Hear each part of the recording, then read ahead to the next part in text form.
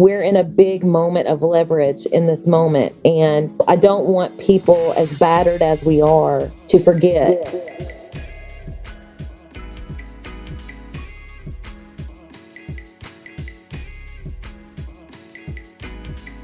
Today is Saturday, February 20th. The year is 2021.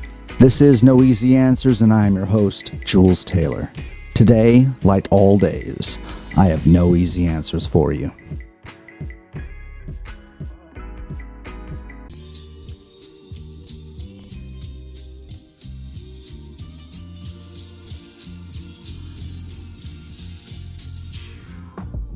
Well, thank you for tuning in from wherever you happen to be listening. My name is Jules Taylor. This is No Easy Answers, and I am so happy you're here with us for today's episode.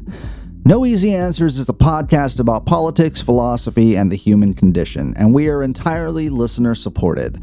So if you like what we do and you want to support the show, you can do so by leaving us a positive review in Apple Podcasts. You can help us by liking, subscribing, and sharing these episodes with your friends and family.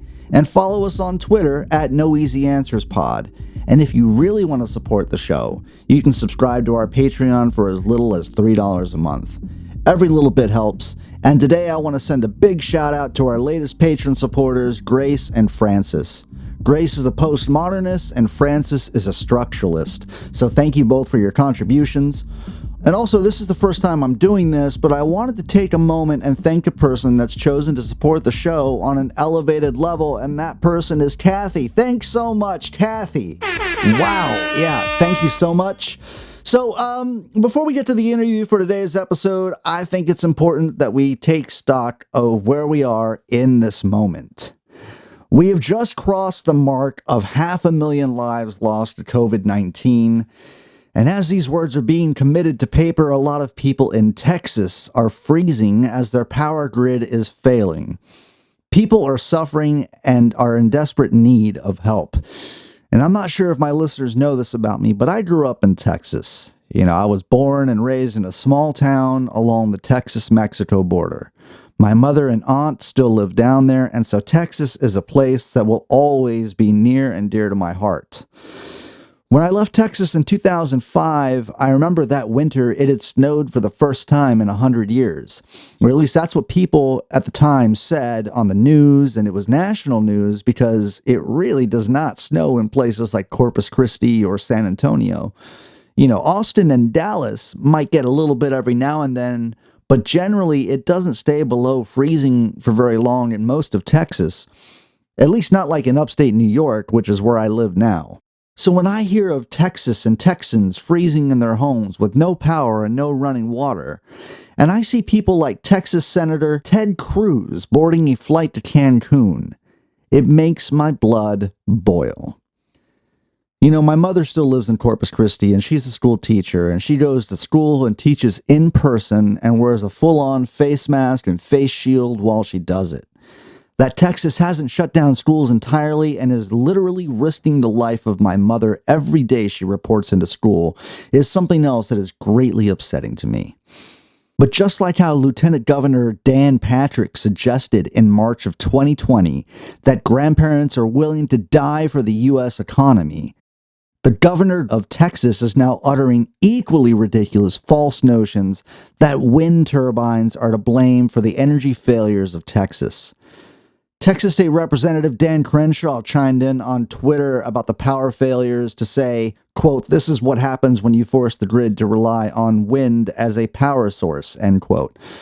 At least Ted Cruz, to his credit, had the decency, I don't say that very often, to make himself scarce during this time, instead of doing what Greg Abbott and Dan Patrick tend to do in times of public crisis, which is lie to the American public on network television or on social media.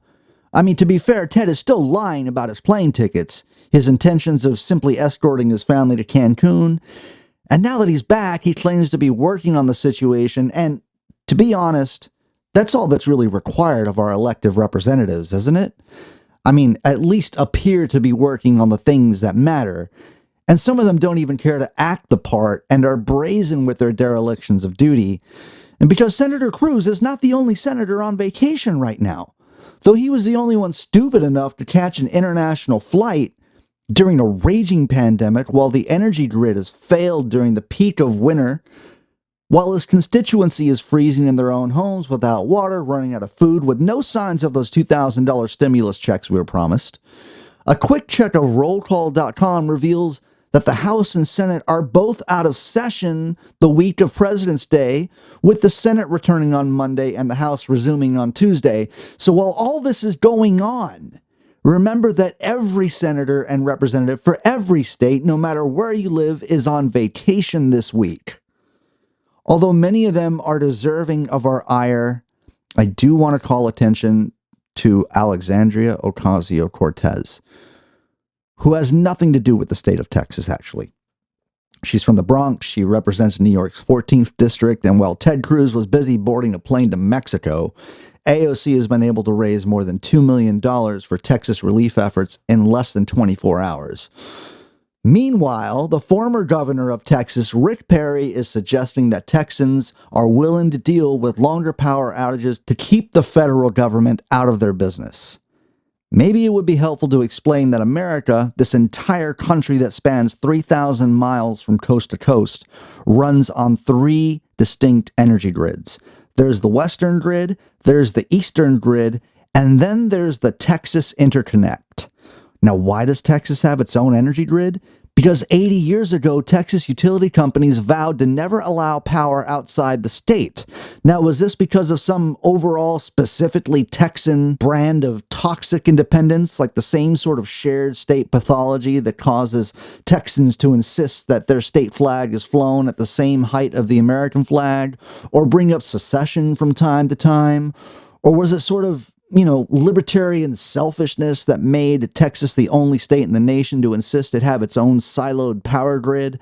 Well, my guess it's a mix of all of that, but you know what happens when you integrate toxic independence into your identity? What happens when you inevitably need help? Your neighbors can't help you. Helping you is antithetical to your identity, so it hurts to ask for help. It hurts your ego, your pride. And if being independent is central to who you are and how you are perceived, asking for help is a harmful act to your sense of self. I mean, humble pie may be the only kind of pie that Texans do not enjoy. So there's this notion, and it's a rather hyper-masculine notion, that one can travel and make their way through this world without this world impressing itself upon you. That you can be bold and brave, strong and withstanding. And while that might work for certain people, that's not something embodied by all people. And so, Texas, I love you, and I'm sorry you're going through this. I'm not joking about it. It's a serious situation, and people are dying. But just know that this sort of buffoonery, this sort of bullshit you see from Greg Abbott, from Rick Perry, from Dan Crenshaw, man, that is not all Texans, okay? Just the other day, I called one of my best friends in the world who lives in Texas, and I wanted to wish him a happy birthday. And to my surprise, he didn't sound happy at all, as I was expecting him to be when he answered the phone. And I soon found out, as he informed me, that one of his closest friends down there died of COVID-19. His friend that died was a young former Marine who never smoked, never drank, and he just didn't make it through. And my friend spoke about how it was unexpected, and he was really sad for his friend and for his friend's family. But mostly what he spoke about is how a lot of this is being made into something partisan, or parts of it are now part of the overall culture war. And the tone in his voice turned from something bereaved to something indignant. And what he said really resonated with me. And that is, he said, "Fuck your politics. I'm burying my loved ones." So listeners, I don't know where you're listening from, and I don't know what the conditions are like where you are. I don't know if you're freezing in Texas. I don't know if you're sweating your ass off in Singapore. I mean, we have listeners all around the world now, apparently. I mean, Canada, Singapore, the UK. It's really wild, humbling, and it makes me really happy to know that sort of thing, man. It's really, thank you, everybody. Maybe maybe you're listening to this and it's years from now, right? In the future. And boy, do I hope listeners that are listening to this show in the future are listening from a much better place than we are in now. But we have to get started on building that future. And we have to get started now, today, this moment. We have to return to the urgency of now and understand that our worlds are easier to reconstruct when the pieces are all spread out and not stacked up in front of us. I mean, the problem is, hey, you and I, we're just individuals, right? How can we, with our limited resources, with our limited expertise, with our social constraints in the time of COVID-19, and our more general human anthropological constraints, how do you and I make a better world? Well, today on the show, I'm talking with the beautiful Kristen Chapman Gibbons. I think that she can help us understand how we can make creating a better world and curating community something that we just do automatically. We can, each of us, every day, we can make this task of building community innate to our way of operating in the world. We can do this every day we wake up in our own way, and Kristen has been doing this for as long as I've known her. So here is my conversation with Kristen Chapman Gibbons.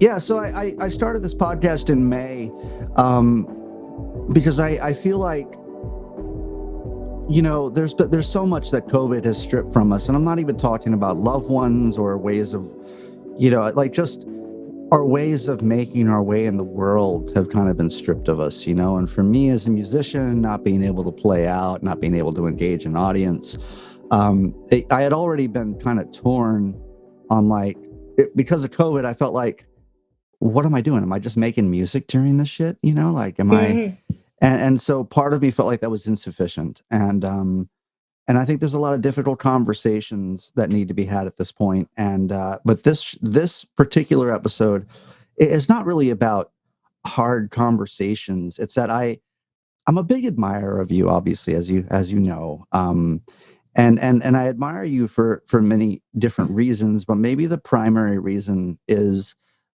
the way that you're so public about things that matter to you, like the way that you grieve very publicly, or the way that you try to convince people to fight for a better world in a very public way.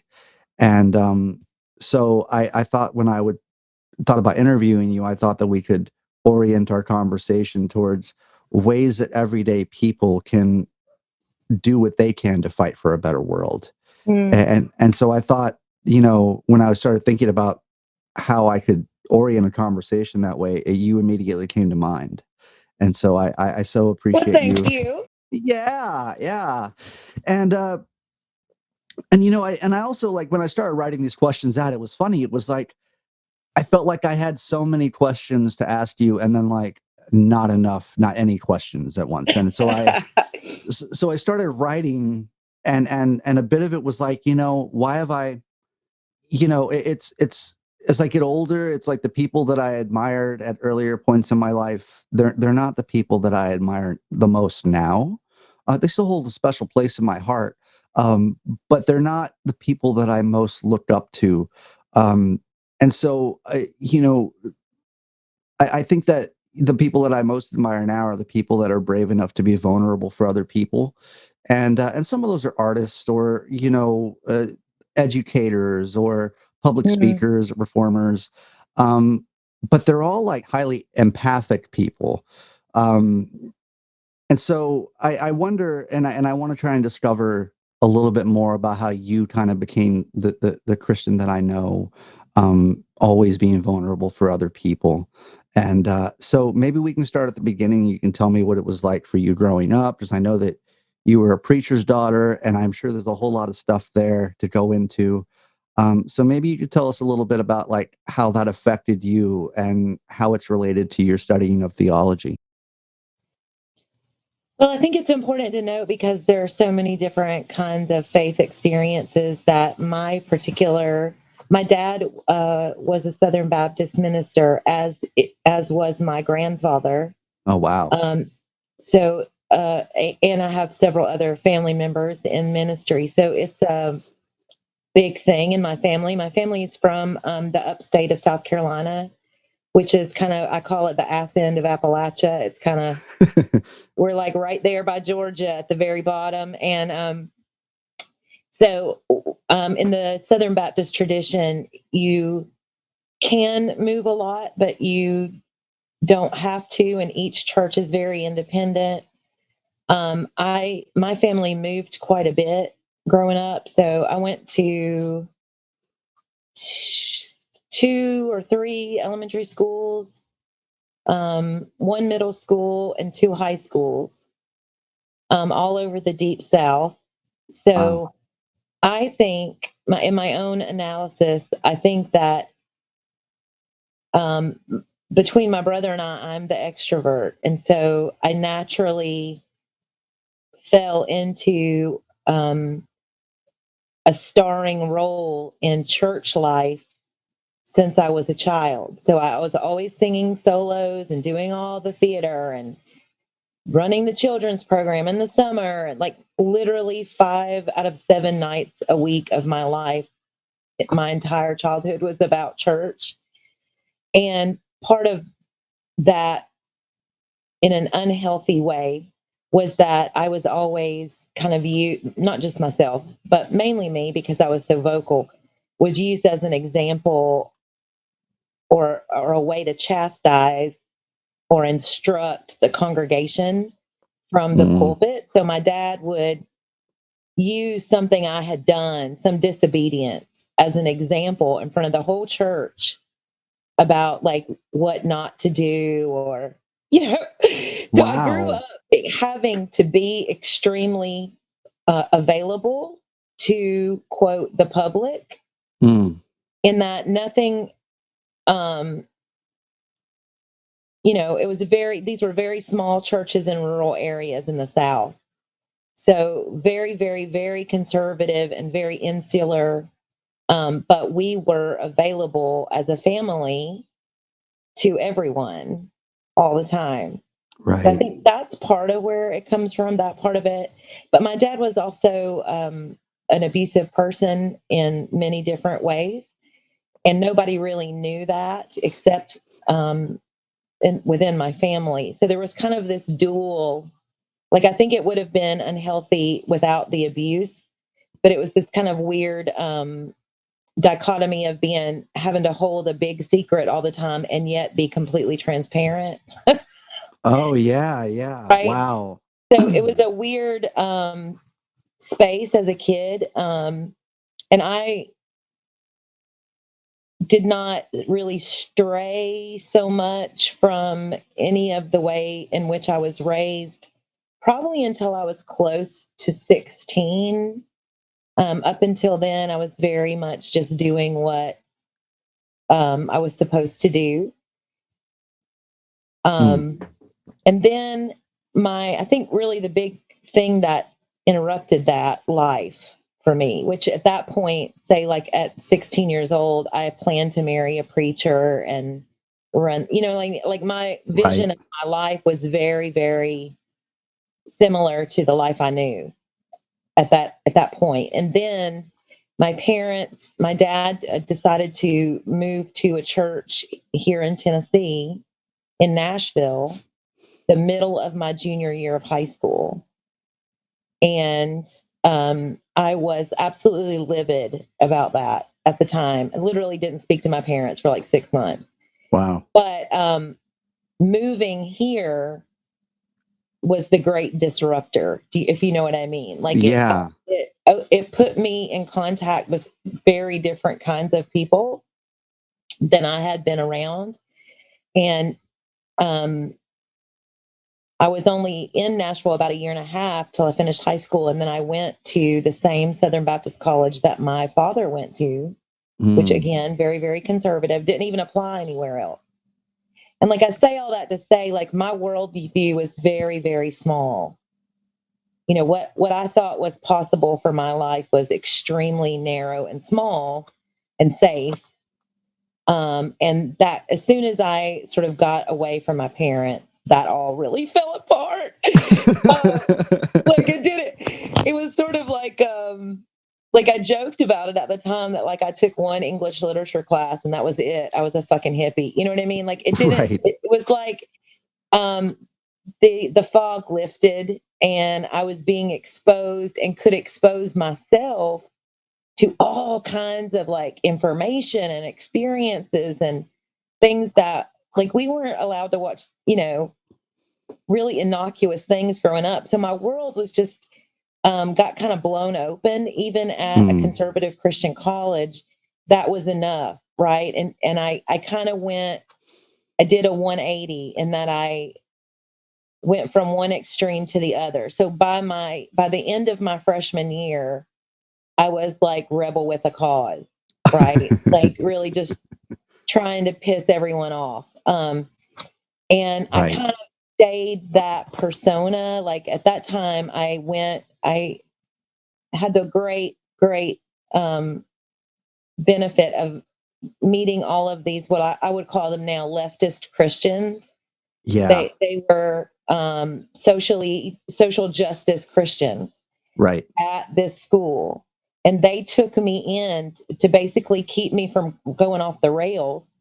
They kind of engaged me in political work and justice work, and that led to my junior year. I moved. The college that I went to ran a homeless shelter for families in this big old house, and I applied to be the weekend manager, and that meant that I got to live there. So I moved out of the dorms for my junior and senior year and lived in the homeless shelter and worked there. So all that is to say, like I was still very much quote in the Christian tradition. I was just kind of more on the other end of it. Right. Once I went to college, and then I still had so many. It was kind of a joke, Jules, because I didn't know. I have many interests, and I didn't know how to pick which way to go, and so I kind of, like I said, whoever gives me the best deal is what I'll do for graduate school, because I don't have any money. So the people who gave me the best deal were the theology people. Okay. And I figured that I had enough psychological baggage. It would be, and I had such a passion for ethics and stuff, even at that age. So I figured I could make something work for myself. So the program that I chose, you created your own curriculum. So I got to kind of study all kinds of sort of things that would have been forbidden or not even known about from where I came from. So it was just kind of this I started writing in a journal when I was about 10 years old. And it's funny that I have been thinking about this a lot lately, but I sort of knew that the situation with my family was bullshit, even when I was a kid. I would have never have said that. But the way I thought about it when I was a kid was my parents are really screwed up and they just don't have what they need. They just don't have it to give me. Like I felt kind of sorry for them, they're caught in this thing too. Is kind of the way I felt as a kid. But because there was so much pretending, and I desperately needed a place to tell the truth about things, and so I started writing in a journal because of that. Because I needed to confirm reality to myself of who I was and what I was thinking, and that my experience mattered somewhere. Because it certainly did not matter in my life, if you know what I mean. But that little act has been a big harbinger lesson for my whole life, right? That you have to give space for yourself to be truthful about what is happening, or you can get really turned around, right? And I think all of us just went through this experience with he whose name I will not mention, where we were just being lied to fucking constantly, gaslit. Yeah. And in that kind of situation, it's like a up becomes down, east becomes west. Like you can become very disoriented to what is true and what matters to you.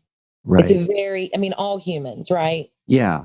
So it's a kind of a similar situation in an abusive household, right? Like there's just a lot that your survival depends on you lying all the time, but your long-term survival depends on you telling the truth somewhere, whether that's Right. like someone who loves you or whatever.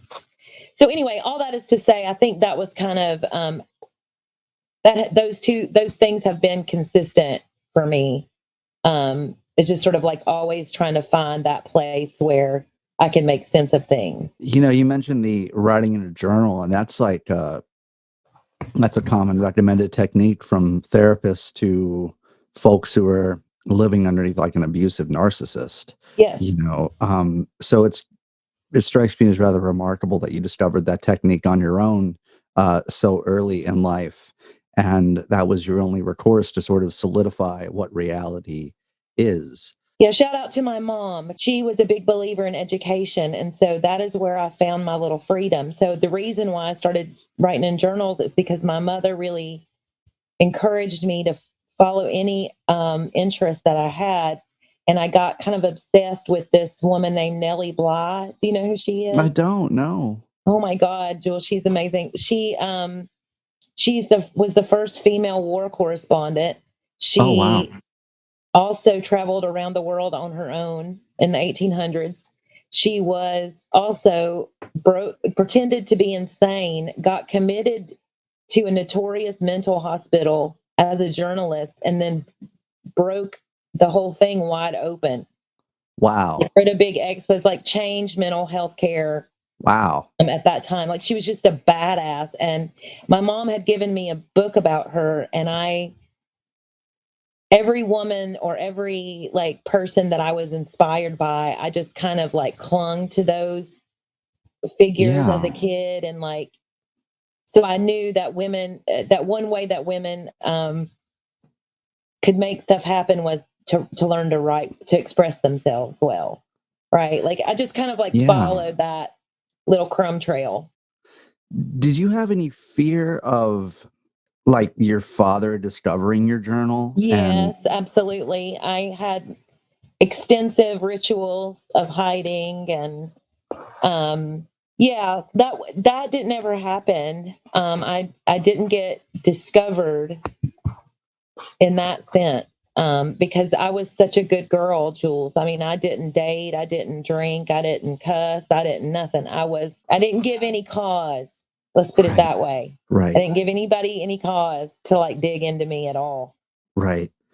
And when you're talking to me about this stuff, what comes up for me is that like within my own childhood, I had a rather authoritative parental father figure that is, I mean, he's out of my life. I don't talk to the guy anymore. I'm not even blood related to him. It's like it's a long story, but what comes up for me is that during my childhood, like he wouldn't allow any other music but country music in the house, and so listening to other types of music, I kind of had a procedure for that was similar to your writing style, right? Where you'd hide the journal and stuff. That way you, But it's an act of agency, right? Like yes, you're basically saying absolutely not. Not gonna do what you tell me. Rage Against the yeah, Machine, fuck you, I'm yeah, not gonna do what you tell me, right? Like it's a safe way of like putting yourself in a more path to freedom when you don't have any. right. And music stuck by me in a way that it joined with me at a very young age because what I was doing was an act of autonomy and an act of rebellion, and that led to a lifelong sort of passion about music. And I feel like maybe there's like writing was an act of rebellion and an act of solidifying the truth for you that Well, bonded. music too for me. Yeah, At that time I was, I was did music all the way up. I did singing and dancing and singing and dancing together. And, I did competitions. And so music was always like a big part of that. Really, the arts, period, yeah. just the arts, period, and reading and humanities, like literature and that kind of stuff was like my lifeblood as a kid. growing up in a sort of household that way can, I mean, it obviously leaves a lasting impression on you. And you went on to study theology, and being the daughter of a preacher and the granddaughter of a preacher. If I might ask, at this stage in your life now, do you still consider yourself a Christian? Oh, no, no, absolutely not. And that hasn't been true for a really long time. Mm-hmm. I like joke that getting a master's degree in theology is what finally made me a true agnostic. Right, Like the right, more I learned, the more disengaged I became. right. And I got way more interested in, like, I studied a lot of liberation theology, which has a lot of background in Marxism and Right. socialism. So because I always had an interest in politics, I kind of felt more interest in those areas of the nexus of where politics and faith come together. I went to El Salvador when I was doing my master's degree, um, and met with a lot of really radical Catholics who like ran guns to militants. You know what I mean? Like, Yeah. it was just a very different a very different set of questions. But the more I had begun to really unpack all of the damage that I took, not just psychologically, but spiritually. Like I I had a wonderful set of feminist teachers at my school at Drew in New Jersey, and they knew my history, and so they really encouraged me to kind of break new ground and find new way to like poke at this bear. And Mm-hmm. so they let me write like poems instead of papers and stuff like that. Like they really That's let great. me, because they knew I was kind of like traumatized. I mean, I was still I would say I was still in active trauma at that point. Right. One of the things they don't tell you is that if you come out of a lot of abuse, that no matter, um, you know, there's a fairly good chance you're just going to recreate it in a million ways Yeah. as an adult, Right. and they don't really, like, you think, not me, I'm going to outsmart it. But it's kind of like physiological in your body, and Yeah. like you can, right? So no, for me, that religion in general, just, I have a problem with systems. I'm leery of systems, and the more I found that my own growth and healing in the areas that I would call spiritual were not going to be coming in church, right? Like Right. that wasn't the way that I connected with what for me felt powerful enough to be called spiritual work, if you know what I mean. To me, Sure. that, like, being a social worker was my spiritual work. Like, in my mind, I chose a career of service with the least of these Mm-hmm. on purpose as a political and radical act. Yeah. And that was my faith. That's the way I looked at it, right? That it wasn't about like me feeling good or having anything happen to me after I died. It was really that I had this, that in order for faith to mean anything to me personally, it meant that I had to um, do certain kinds of work, be in certain kinds of activism, like, and I have been my whole life since then. Right. Like that never really left me. It's evolved, but that sense of purpose about that particular thing, that your life, that your values are best embodied while you're alive. Right. Right. Yeah. I mean, so I've talked about this at length with like on other episodes. Like I don't know if you know who Todd May is, but Todd May is a professor of philosophy at Clemson University, and Yeah, uh, and so I guess because he's an atheist and I consider myself an atheist and like beyond agnostic to where it's just like not only do I not care, I just don't have time to right. dispute that sort of thing, right? So But when you make the shift from having your world views and your lenses that which you view the world, when they pivot off of like the existence of God, like you believe that God exists, and so that's your core belief, and everything else kind of builds up around that. And when you remove that central cog and you restructure your life, um, I think that you find that like the significant aspects of life, once you remove the absolute deities, what have you, everything fulfilling and meaningful comes from the social aspects of our lives. And Mm, so the fact that you were able to shift in a way that was pointed and not meandering, it seems like, like that, going from the absolute to no, we have to work on the social aspects and the least of these, and the ills of society and the systemic injustice that's out there.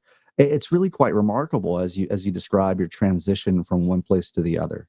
well, thank you. I really credit a lot that a lot had the right people that showed up for me. Like I had a couple of college professors that really talked through a lot of that with me. I had the people that worked at the homeless shelter remained mentors to me for many years. They were a married couple that both went to seminary. They were both extremely liberal. Hmm. And like I just happened to get people around me that could sort of shepherd me because it still, I didn't even through college, I wasn't a big drinker. I mean, I went out dancing and stuff, but I wasn't like, you know, I, I didn't lose my virginity till I was almost 20. You know what I mean? Like I was Wow. a Yeah, wild yeah. child. Even in college, I was still like people described me as being militant. Like I was down for the cause. I was not really Right. interested in your bullshit frat party. Yeah. Um, and it was a little intense and insane in retrospect. It's funny, though, that you said that it doesn't seem meandering because at the time, no one could make sense of what I was doing. Like, because I had Mm. an undergraduate degree in human services and political science. And then I went and studied something completely different for my master's Right. degree. Right. And so, like, everybody around me was like, what in the world are you trying to do here? Like, what is your Yeah. career path? And I had no idea really.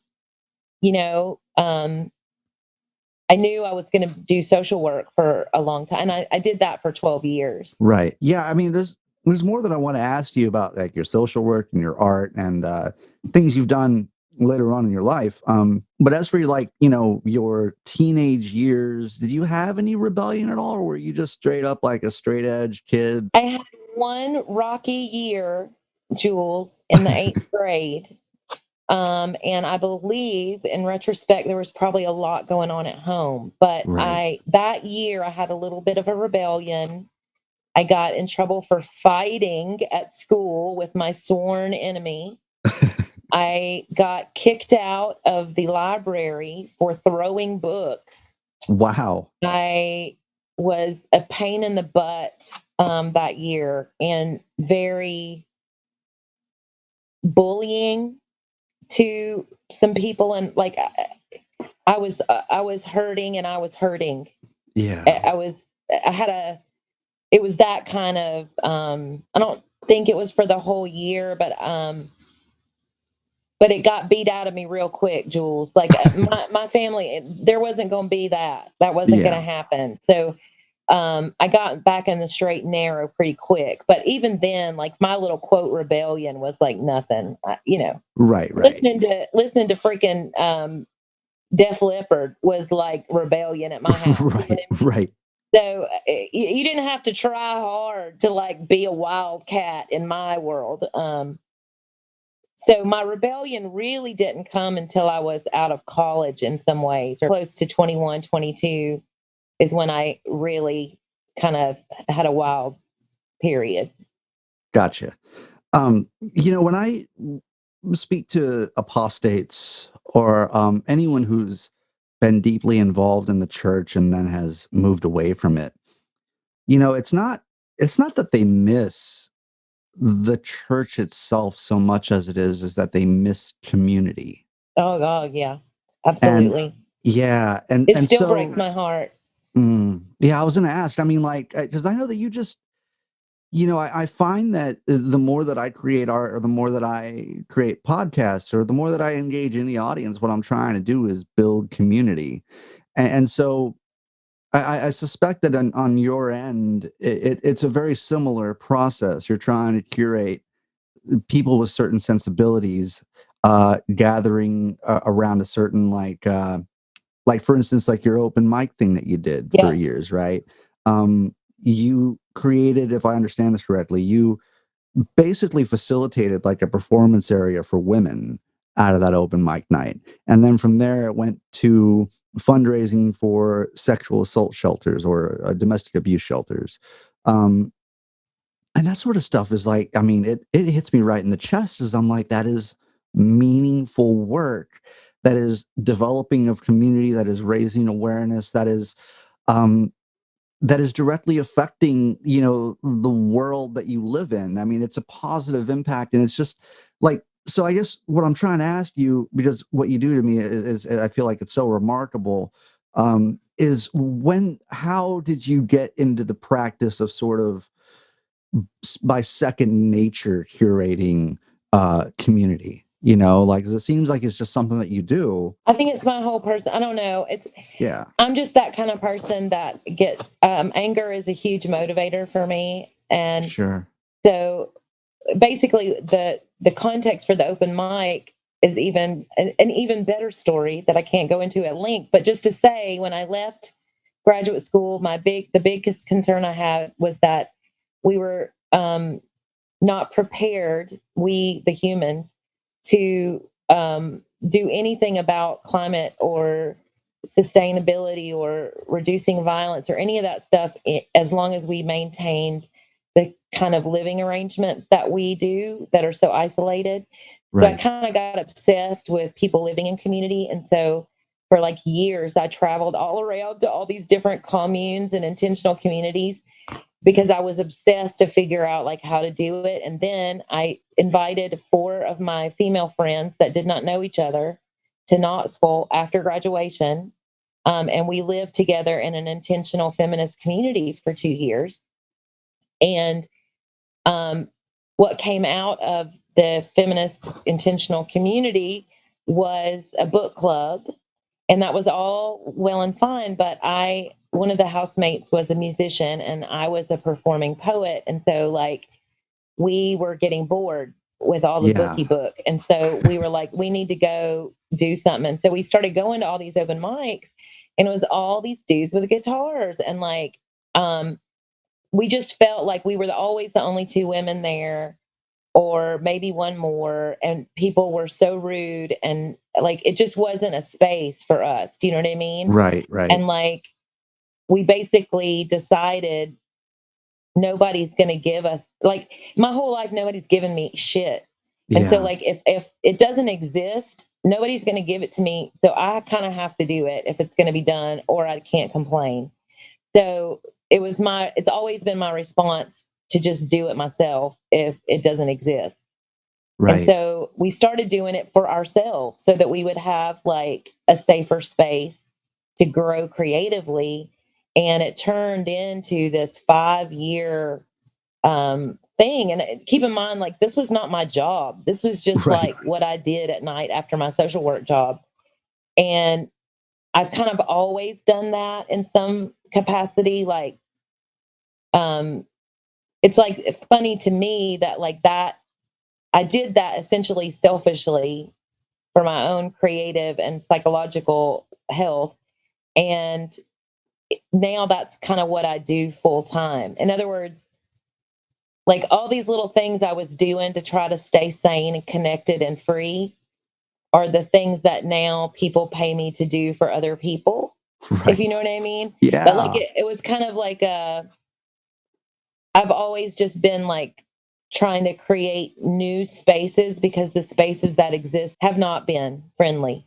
So it means like oftentimes I was really out of step in my jobs. And so I needed to have like a place, quote, like church, where everybody knew who I was and they knew my dad was they knew about me. If Right. I didn't show up, people would come check on me, Hmm. you know? And, Yeah. like, I needed that sort of anchor or tether to some kind of community. And so everywhere I go, I just make it. Right. Which is what's so remarkable about you, you know? I mean, I feel like, I mean, I've already said this, but like, I feel like it's ascribed into like who you are as a person and how you function. You create these sort of platforms or scenes or communities um, that sort of question the way things normally operate. Like it flips the sort of script. It's like, you know, it's like if Take the power back. yeah, like I mean, so I mean, I know we'd probably get into it later on, but it strikes me as like the Story Booth Nashville thing that you did with and I listened to a couple of your interviews with people who were taking public transit, and you know, to take a dangerous place in Nashville like Donaldson Road that like is just known for pedestrians getting sideswiped and stuff, to take an aspect of like that in society and then create art that increases awareness around it. It just sort of speaks to this innate ability that you have to sort of create something out of nothing, which then calls into question the way things are and posits the notion that maybe we should do something about this, you know? So, Yeah, it's funny. I think because of my childhood and because I knew that nobody cared if I really survived intact, like yeah, it was really always up to me. right, If there was going to be a way out, I was going to have to do it. I was going to have to be brave when I didn't want to be brave. I was going to have to figure out everything because it wasn't going to happen for me otherwise. And so I remember being in college and learning about the phrase self-efficacy. Do you know hmm. this? It's basically like Self-efficacy. it's like the number one factor in whether or not people can actively address their own problems in life. Like, for example, if a doctor tells you that you have diabetes, right? Right, The right, person with high self-efficacy is going to be like, okay, what can I do to mitigate, impact, etc., this reality? Like, how can I work with this? How can I take care of myself and believe that I both deserve and am able to impact my own health? Right. So high self efficacy means I have agency and I know that I have agency. right. Right. But a person with low self efficacy, which is what a lot of people are stuck, is they believe that they don't have any power to do anything. And a lot of times trauma makes people feel helpless. And so they get a diagnosis and they're like, fuck it, let me go eat a cake. You know Yeah. what I mean? Like, Yeah, yeah, yeah. like they're like, it's over for me. Like, I don't have anywhere to go anyway. Oh, well, too bad. Let me into the Coca-Cola. You know what I mean? So, Yeah. like, there's this sense that when you know that you can impact things, there's a similar phrase called collective efficacy, right? So when a Yeah. community, if a community is constantly marginalized, victimized, and told and shown and told that they don't have any power, why is anybody surprised they start acting like they don't have any options, right? Right. Like, in other words, what made the civil rights movement and so impactful was that they saw in themselves, holy shit, we can just not ride the bus, Right. right? Like Right. they said, we don't have much, but all we can impact is this is the only place where we have leverage. So we are going to push on that leverage because that's all we got, Yeah. right? And that act of displaying a forward pushback Right. is empowering, right? Right. It changes the way you experience the world. And so I I knew that I was not a person that had high self-efficacy, or I didn't feel that I was that person when I was younger. And Mm. I always wanted to be like the person that was not devastated by obstacles but challenged by them. Right. can you maybe speak a little bit about the creative writing stuff you did with juvenile offenders as part of the Helen Ross Center in Knoxville? Yeah, I've actually done that a lot of different scenarios, but the first place I did it was at Helen Ross McNabb Center in Knoxville, and it was in the late '90s, and Bill Clinton was president, Right. and it was a special presidential program that I got hired to be in, and essentially our job was to work with teenagers who were already three-time felons. Oh, wow. And they were kind of like, it was called the exit program because the idea was these people are the highest likelihood to end up in adult prison. And so any intervention that can save any of them from that path is worth trying. Right. So that was the job I had. And it was the greatest job I've ever had. It was so much fun. But part of what they allowed me to do was to introduce creative writing stuff with them, and other kinds of, like, I gave them all cameras and had them document their neighborhoods. Oh, cool. And this was in like 1997 or 98, something like Right. that. And then later I worked as a mental health counselor inside the juvenile prison for about a year and a half. And I did all kinds of creative therapies with them too. And then later did the same kind of work in homeless shelters in Asheville, North Carolina for a couple of years. And then have done it here in Nashville again in these last 4 or 5 years. I've done several different projects with incarcerated kids. So, and again, for me, it's like if one kid picks up a pen and can process the trauma of their lives more effectively without harm, then that, to me, back in the '90s, like, people thought I was kind of insane. Like, I was literally looked at like an artsy fartsy, not serious person, Right. because the understanding was not there around art therapy and also around trauma.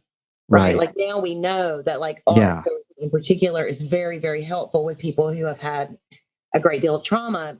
And that just wasn't really known at the time. I knew it because it was my life. Right. Like, I knew that it had helped me a lot, just having distance from the emotions.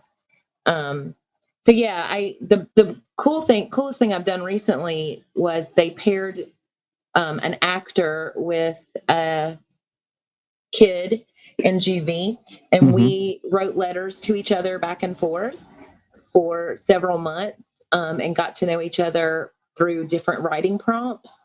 And then based on their writings, we crafted a stage show. So there were 4 actors and 4 kids, and we each did a monologue from that our kids had written.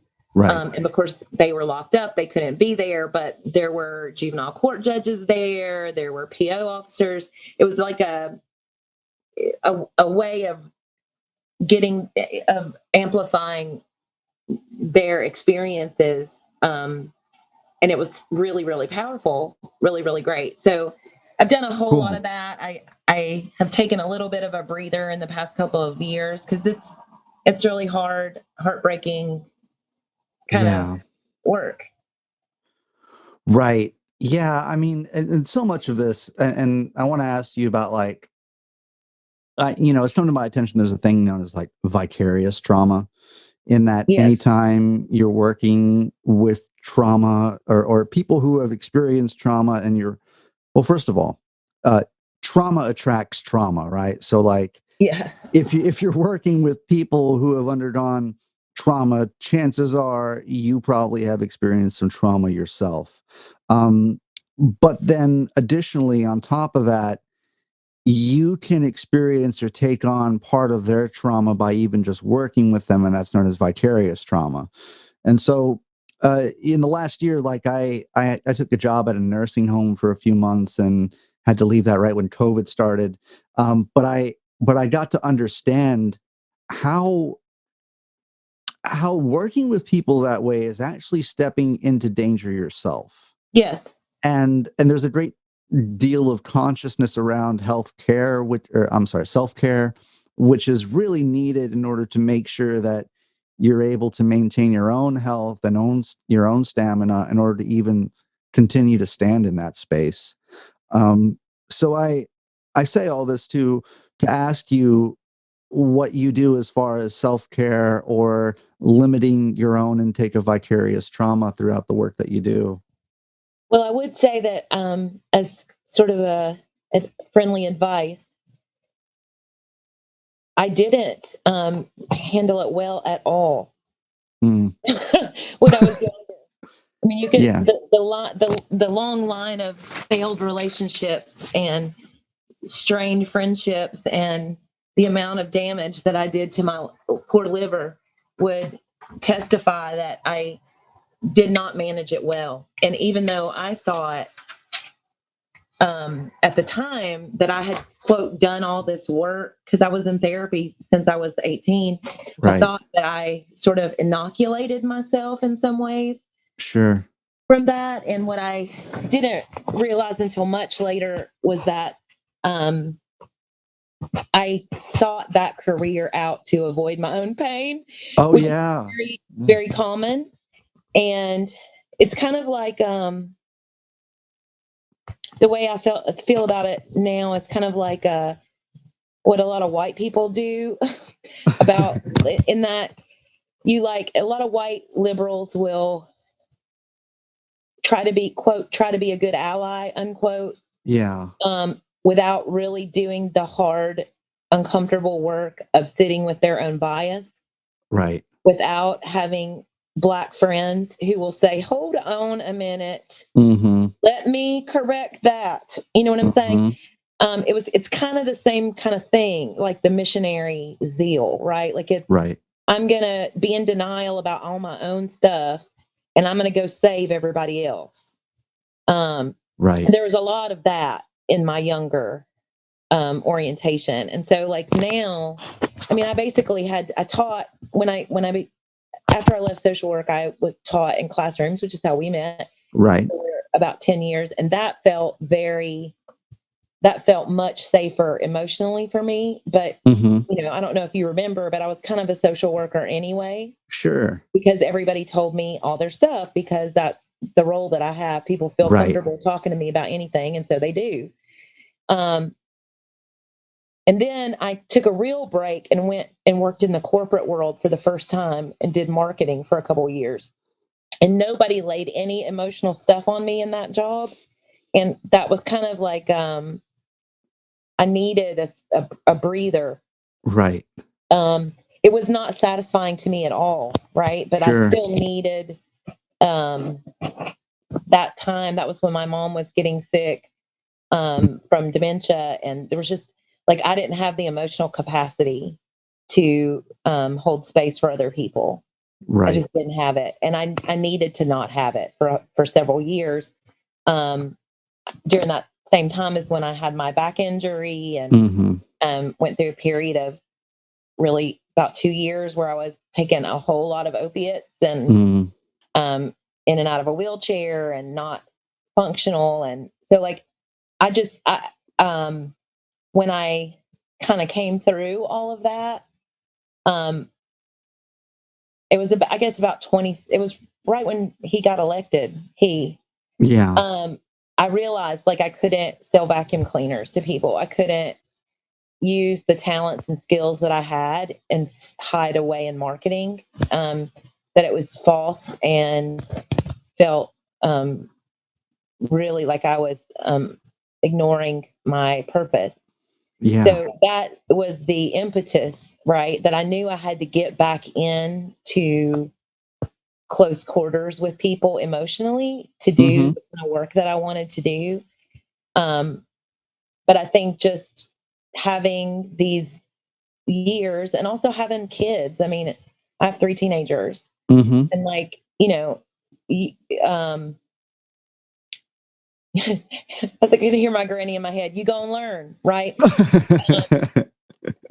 You better learn to Yeah. carve out time and space for yourself. Or if you are a female on this planet with children, you literally just become a needs meeting machine Yeah. for like decades. And so for me, because I was a mother late, Mm. I was like 34 by the time I had a kid. I I had a real sense of myself, right? And I'd had a whole life Yeah. or several before I even had kids, but that I think that helped me not get sucked into motherhood role. Mm-hmm. It helped me when I wanted to get back into art and doing something more purposeful.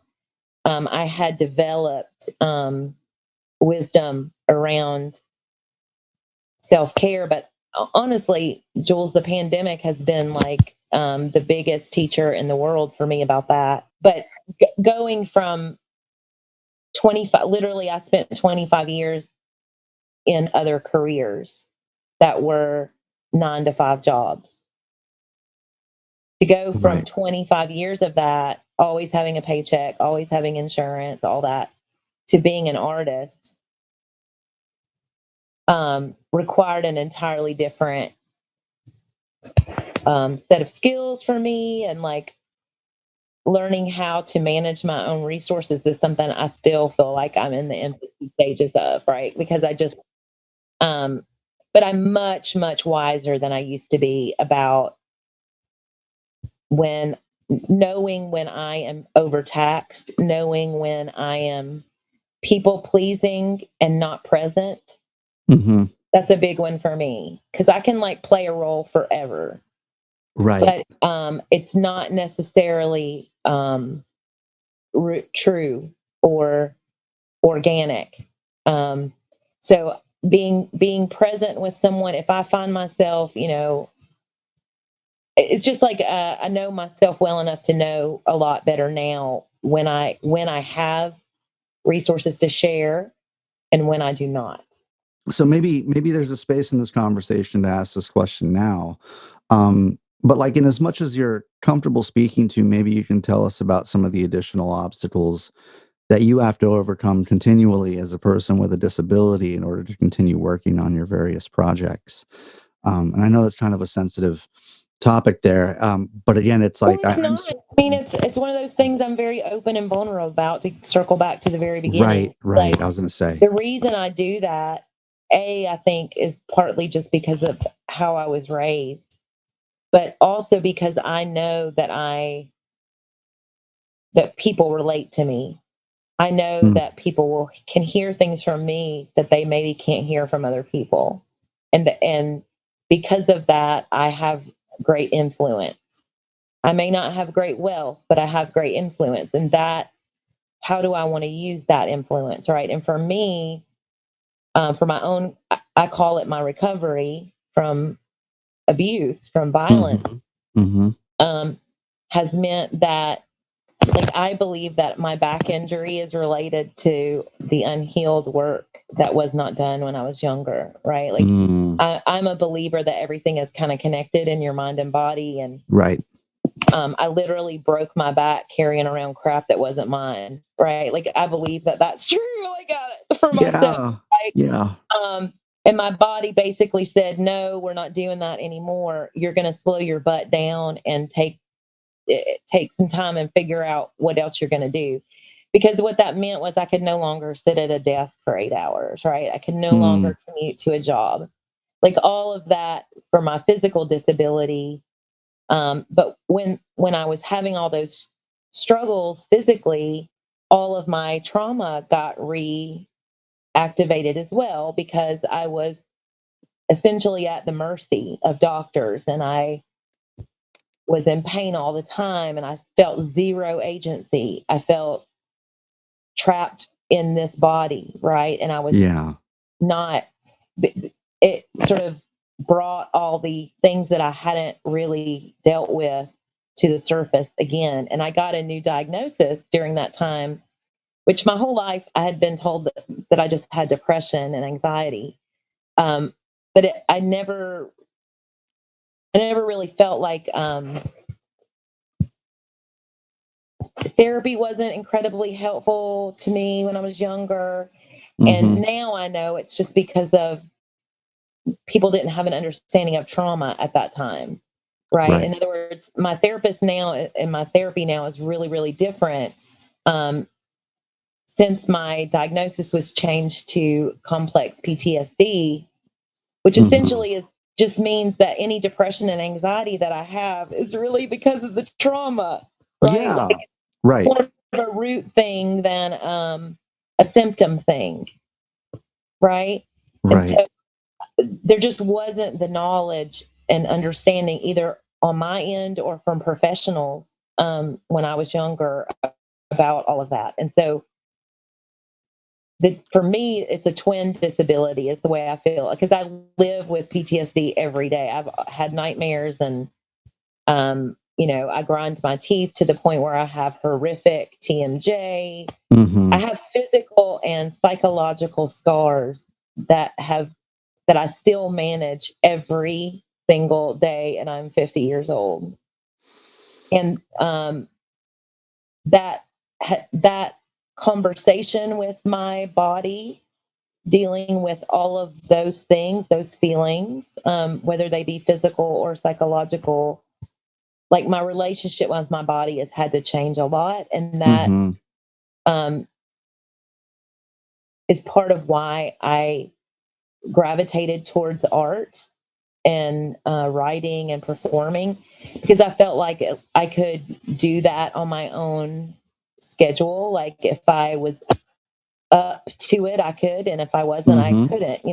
Mm-hmm. But it felt more free sort of environment for me. Turns out, I think I probably should have been doing this all along because it really more suits my gifts. Like Mm. I wasted a lot of time and energy making money for other people. Let's put it that way. Right. Right. Um, like for me, self-care is it's not really optional. Like if I want to do the kind of work that I feel like I'm put here to do and I want to be good at it and I want to be also good to the people who live with me and Mm-hmm. love me, which Mm-hmm. for me is as important as anything I do outside of this house, Right. right? Like a lot of justice people are really fantastic out in the world and then they're like crap to their family. Mm-hmm. And to me, that's like part of the problem, right? Like Right. it has to be reflected in every area of your life what you value. And for me to do that, I have to prioritize my own health. And I'm still very bad at it, but I'm much, much better at it now, right, than I have been. Um, but the work has been an avenue of liberation in that respect, right? Because part of what I can model for people is how you enter into systems that are maybe not meant to benefit you and still hold your true north and still get things done in collaboration with other people and stay healthy while you do it. Stay in your Right. body, stay accountable to people. You're not like the lone savior dropping in. Like my Mm-hmm. work is about building relationships over time. Last year, no, that was 2020. 2019, I was hired by the city of Lebanon to help them engage people around safe walking practices. Mm-hmm. So they have a square in Lebanon, and they wanted to know why nobody, even though lots of people lived within a couple miles of the square, nobody walked to it. Mm. So that their challenge to me as an artist was find a creative way to get some feedback about what's going on with this. So I designed this kind of choose your own adventure text and reply walk where Mm. I dropped people off at different points all around the square. They Google mapped their journey, which way Mm-hmm. they went, so that we could track it later. And then they received like text prompts every couple minutes from me that were like, stop. Look to your right. Do you see a sidewalk? Look to your left. What do you wish was here that's not here? And so Yeah. encouraging people to like take pictures, do a video, essentially just get their thoughts and feelings as they did this walk, right? And then I took all of that and wrote a poem about it and gave the poem and all the pictures and all the data to the city, to use as part of their community feedback, right? Mm-hmm. Now, I didn't know Lebanon very well. And so most of my work has been based on sort of these long-term relationships. And so that was a little bit odd for me. But my own practice is to always ask the opinion of the people who are not at the table. Yeah. So, like, I went to the Black area of town, Mm-hmm. which is the closest to the square, and essentially wanted to gauge them for participation. Mm-hmm. And essentially, they told me, hey, did you know there's a Confederate general statue in the square? And I was like, Wow. oh, yeah, I kind of remember hearing about that. And they were like, that place is not for us. We're never going to go. Good luck with your walk. Yeah. Right? Wow. And it wasn't like mean. It was like, you don't understand what you've stepped into, right? Like you are not understanding part of the reasons why people aren't walking, right? Like, mm-hmm. And that's just kind of like a good example of like how I feel like I don't know that everybody would have done it that way, but because I did it that way, I then went back to the city people and basically said, hey, did you know that people feel this way? Yeah. Because they're Wow. all white. And guess what? They had no idea. Yeah. Right? Like they were like me. They just didn't think beyond the surface Mm-hmm. about some of the underlying tensions, historical tensions. So yeah, I feel like it's kind of one of those things where the work has like allowed me to put into practice how I think things should work. Like that's the beautiful thing about the art to me is like maybe you're creating models for things that don't exist yet. You're literally just giving people an experience of what's possible, and that is so powerful when it comes to building efficacy, right? Because we have to like be able to see and envision what it might feel like if we weren't always broke. We have to envision what it would feel like to be loved completely as we are. Do you know what I mean? Like, if we don't believe that, if we don't have a sense of it, it's very, very difficult to get from here to there. I found a lot of freedom in that.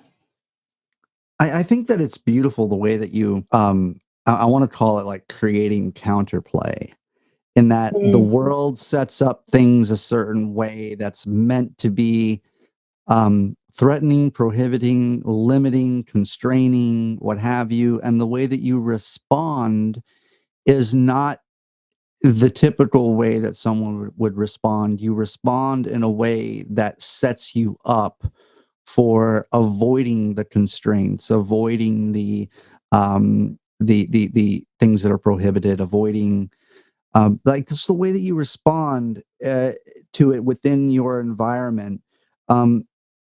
It not only I just think it creates counterplay in the way that like the way that you respond sets you up to point out the shortcomings or the systemic injustices and allows a sort of transformation over a situation or environment which was once limiting or prohibiting or constraining.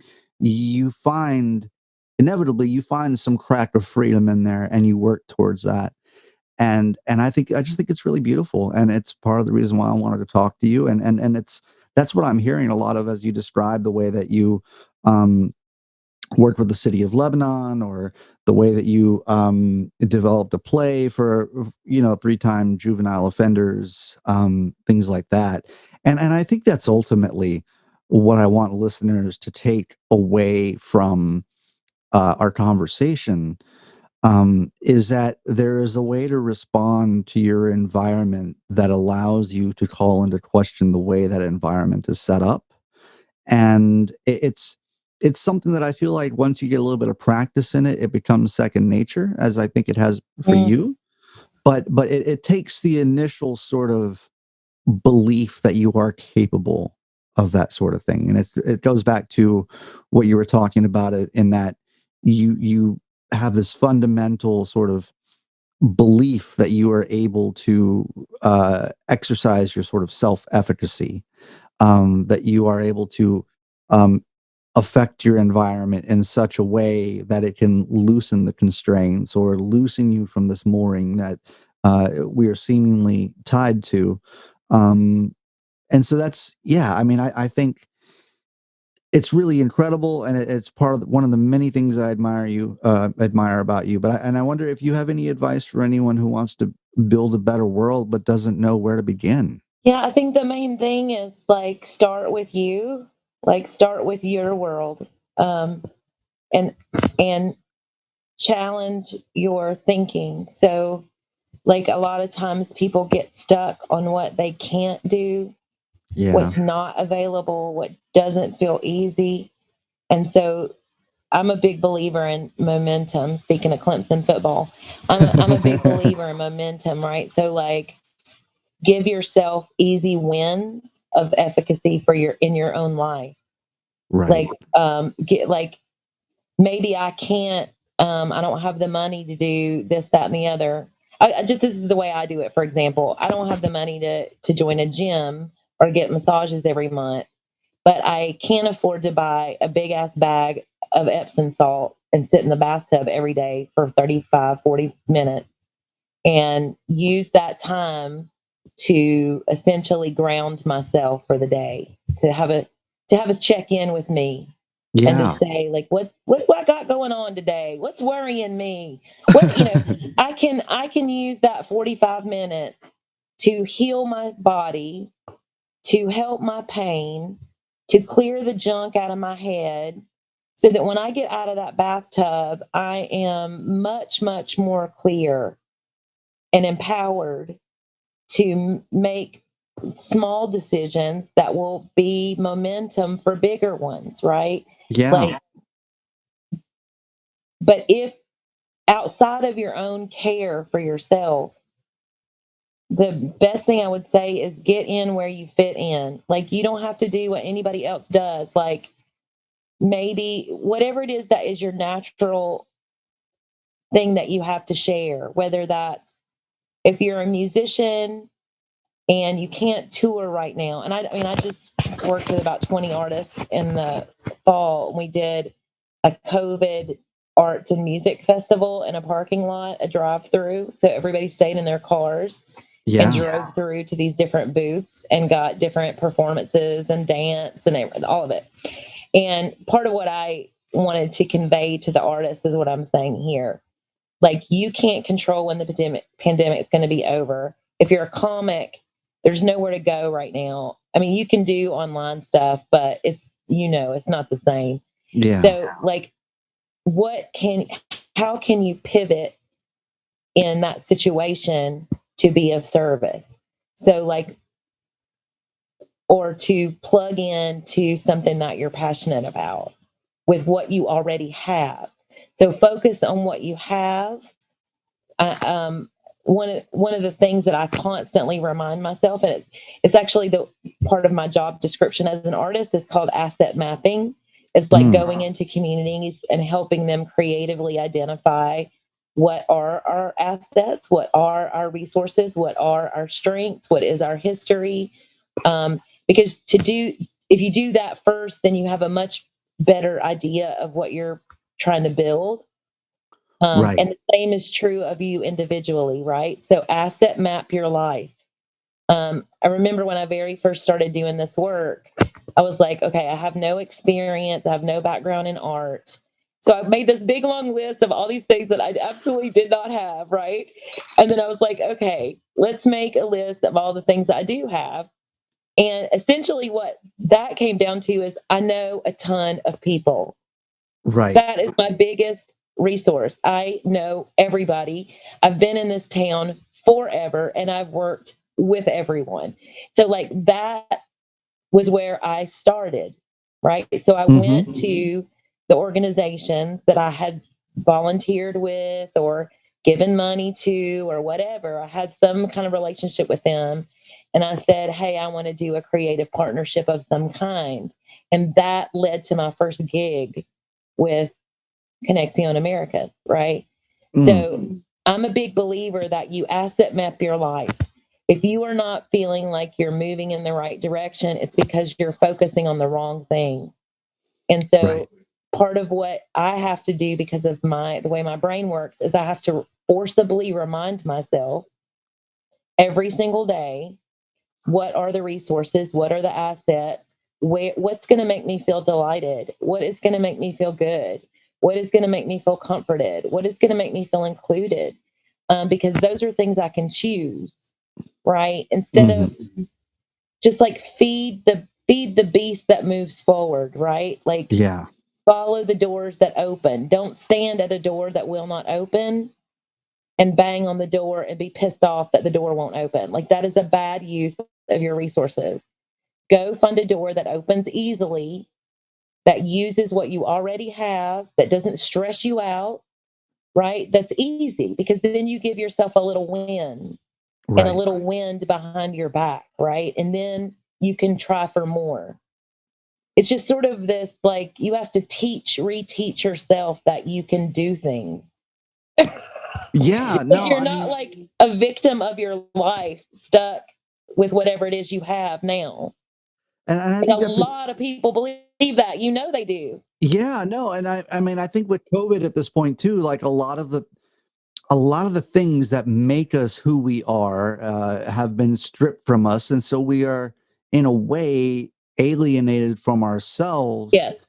and so that's that's obviously that's part of the reason why I started a podcast is an attempt to restore some of the meaningfulness to life, Yeah. and trying to pivot in an empowered way that was I mean, in terms, it was like, I mean, you speak of asset mapping, and it's like kind of what I looked at myself. I was like, well, what do I have right now? It's Right. like, What well, can I do? yeah, what can I do? I got a microphone, I've got some thoughts, I got a pen and paper, and I know some people, so um, so it makes a lot of sense what you're describing, and I would encourage listeners to kind of do the same thing because like I know that like right now at this point in my life like like I've just gone through like I didn't have a car for a second, I haven't had a job in a minute. We're in the middle of a pandemic. Can I go anywhere? Is it safe to work? It's a really shitty situation. Yep. But I know that the one thing that I can do at this point is to talk to people, make some episodes, and through that I started I was approached by another person who has a podcast, and his name is Max Alvarez, and he asked me to produce his podcast, which is Working People, and so that attempt to restore meaningfulness in starting my own podcast led to additional meaningfulness gained by helping his podcast out, which is really just trying to um, garner, form, and solidify worker consciousness and class solidarity. So yeah, so it all starts with asset management, and it all starts with like trying to create counterplay, and you can Well, and let me stumble say upon this some one meaningful. thing because I know for a lot of creative people, I mean, a lot of us Yeah. can struggle with how much with a romanticization of suffering. Oh, And yeah. I want to say, particularly to our creative folks out there, that it's really difficult to map your assets and to reframe your day every single day if you're hungover, if you're working 80 hours a week, if you're in an unstable living situation. It's near impossible to do the kind of mental mapping that you need to do to get yourself out of a funk if you are not taking care of your basic clarity. right? Like, Right. it's you. I go to bed, Jules, before 9 p.m. every night. I get up at 5 a.m. every single day, and that's been true for about 5 years now. Wow. When I go out to see shows and I have to stay up till 11 or 12 back in the day, it was like hell for me, right? But I basically quit going out drinking, and I quit. I'm not saying don't go out and drink. I'm just saying for me, that wasn't lending itself to my furtherance. Yeah. Right. But I realized that if I got up at 5, I had a good 2-3 hours before my kids got up. Yeah. Which was a 2-3 hour period I hadn't had in 15 years of having kids. Right. You see what I'm saying? Right. And like having that 2 or 3 hours of space to just think and tweet, holy crap, it changed the whole game for me. Just having that little space of clarity to say, what am I happy about right now in my life? And what is really not okay, right? Because if you're just running, yeah, from one experience to the next, you don't get the space to reflect. And that, the pandemic has kind of forced us all to have the space to reflect. And although it is incredibly difficult to be so isolated and to not be in community with people, I guess I want to say there are still lots of people that need help. There are still we're in this place right now where we're not going to come out the same.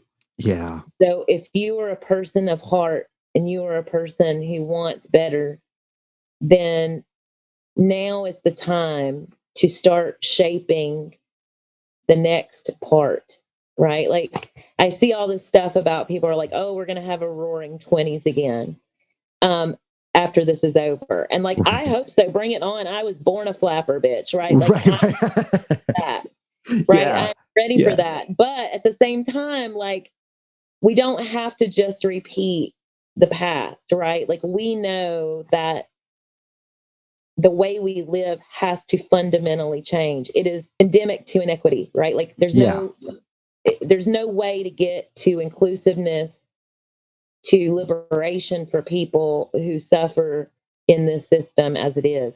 So who needs to dream up the future? We do. And we need to do that by plugging in, not unplugging, right? Like, as hard as it is to connect in whatever ways that we can right now, I think it is really, really important that people understand that we have a lot of power in this moment, more power than I've ever experienced in my life on this planet. In other words, with the card deck being thrown up in the air and the cards all over the place is an opportunity. It's easier to rebuild when the blocks are scattered instead of stacked up, Yeah. So the sooner we can get individually and collectively plugged in to dreaming what it looks like, what it feels like, what we want to see. This is a gift of this time, right? That we have the time and space. We can see now very clearly all the things that were distractions, that were time suckers, that were not adding at all to our, for lack of better words, our heart of the matter. So like, I think a lot of people have a much clearer idea of what matters to them and maybe than they have had for a while. And I guess I just don't want people to forget, when I talked about looking for those places of leverage, like we're in a big moment of leverage in this moment. And I don't want people as battered as we are to forget, right? That there is a lot we can do right now to build ourselves up, to build our own capacities so that we can help move the conversation in the direction that we value.